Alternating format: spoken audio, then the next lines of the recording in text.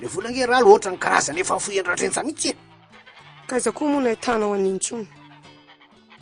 Raha mbizaha zao mahita an'izany. Marina tsy avy hatrany dia any amoron-dranomasina any tsika roa manao vakansy.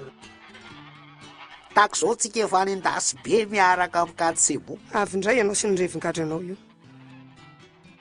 Matady tôbila moa ianao ty. Fa tsy anynao tamin'ny sachet a.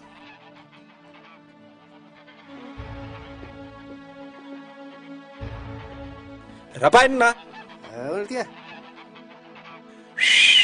Fatay, atole. Ty. Fatay. Awi. Hal. Vede. Ajanony any io. Anitsapanatsika misaka. Atao amboariny entana. Oh, fiagnatao.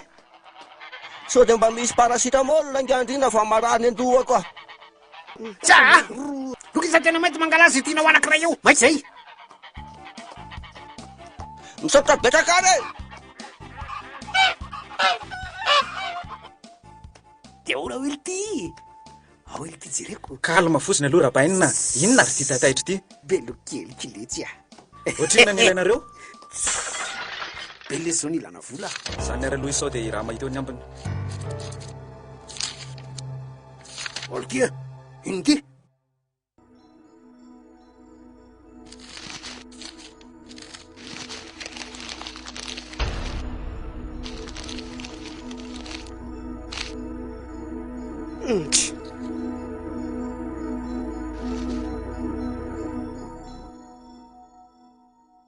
Yundela, ha? So de vera latsy malala sinema la. Zaly ty tsy faiso.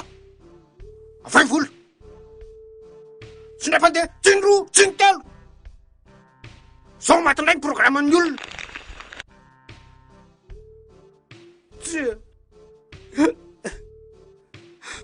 Tena raha omby lahy efa namidiko.